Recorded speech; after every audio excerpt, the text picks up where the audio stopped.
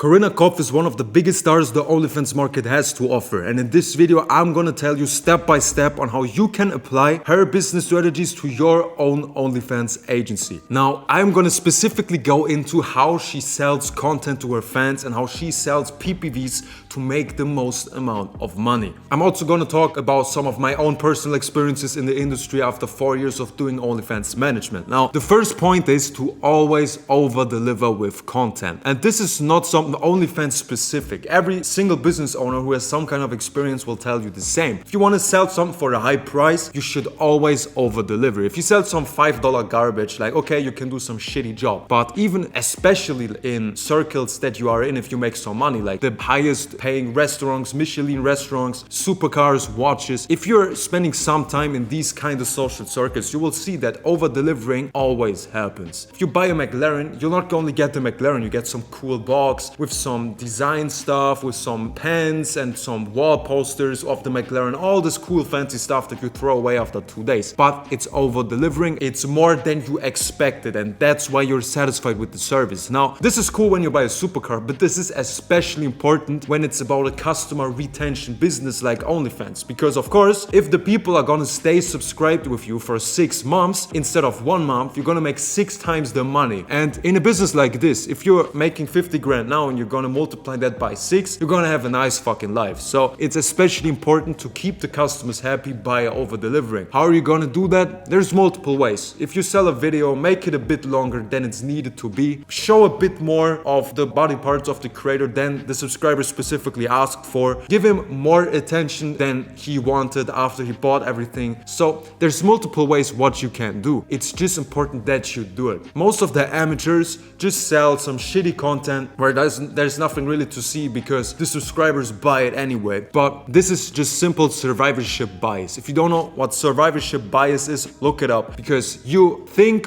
the subscribers buy it anyway, but you don't hear from the subscribers that don't buy, that would have bought if the content was good, if you showed a bit more, etc, etc. So you get the point. Always over deliver to make the most money possible. Now the second point is something that Corinna Kopf doesn't even do, but I'm gonna get later to why she doesn't have to. But in general, the normal OnlyFans agency working with normal creators, no influencers, a very, very important business lesson. And the second point is to rather do unprofessional content than professional pictures, videos, etc. I'm gonna tell you what I mean by that and why that is important. Now, first of all, you all know these professional influencer pictures, videos with like a 4K cam, professional photographer, and like fucking Steven Spielberg holding the camera for her to fingering herself, whatever. This is not what you want to do, out of one simple reason: it destroys the authenticity and it destroys the personal connection. Even if you have the budget and the time to do something like that, most females, when they do OF on their own, tend to have like professional photo shoots and all the stuff, because in their mind it looks beautiful and it's like a good idea. Of course it's not. That's why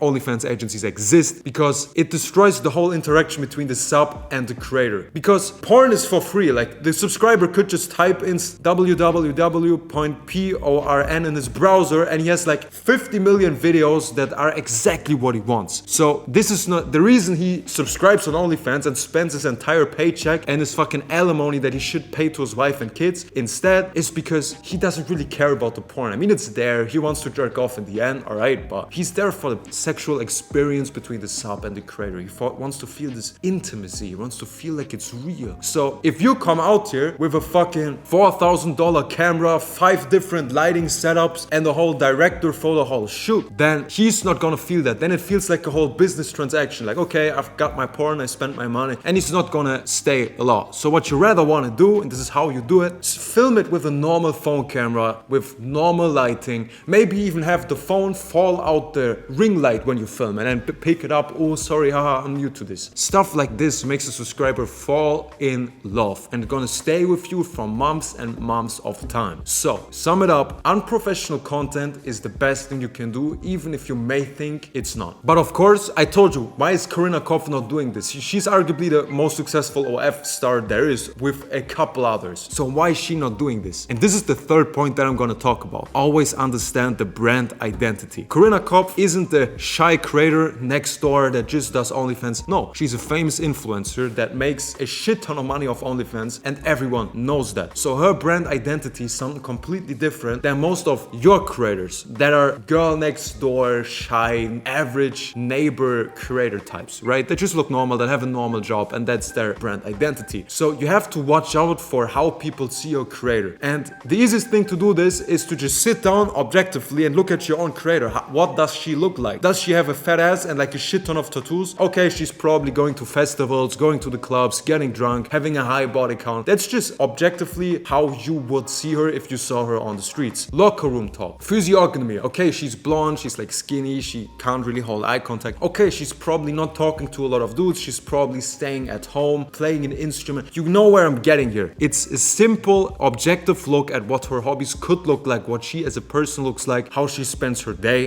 what you just assume based on her looks. The same way if a big, like fucking jacked, tattooed 6'5" guy walks into your room, you're gonna be like, okay, this dude is probably not a lawyer, he's probably doing some criminal stuff. And if some like guy in a shirt and like glasses walks into there, you're gonna be like, bruv, please do my taxes for me, like you're the right guy. So you have to look at what their brand identity is and build your whole marketing and chatting around the whole thing. Of course, you don't want to do videos with your tattooed creator talking about how shy she is and how she never talks to dudes. Nobody's gonna believe this shit. Everybody knows it's a lie, it's just the branding. Everybody knows this shit. So you have to be very, very aware on how the creator looks and what you can even get away with to still have it being authentic and believable. Because if you're not believable, here's what's gonna happen. People are gonna watch your videos, they're gonna be like, I'm gonna demonstrate it. People are gonna watch your videos and gonna be like, oh, she looks nice. Oh, she has tattoos, 5 different piercings, fake tits, and like Botox lips. And she's doing a TikTok about how she can't speak to dudes because she's shy. Yeah, fuck no. Yeah, nobody believes that shit. And they're gonna scroll away, they're gonna feel betrayed. Fuck that. So always have your brand identity in the back of your head. Last but not least, the fourth point that Corinna Kopf and most successful agencies that I talk to on a daily use is using software for your chatting. Now, before that, let me just explain to you why it's important, then I'm gonna give you a couple options that you can choose from. First of all, OnlyFans as a website is super bullshit. The OnlyFans developers fuck it up every single day, so you don't have the tools that you need to make the most amount of money. It's like tuning a car. The OnlyFans website is a Nissan and it can only drive like to a certain degree. It can only drive so fast. You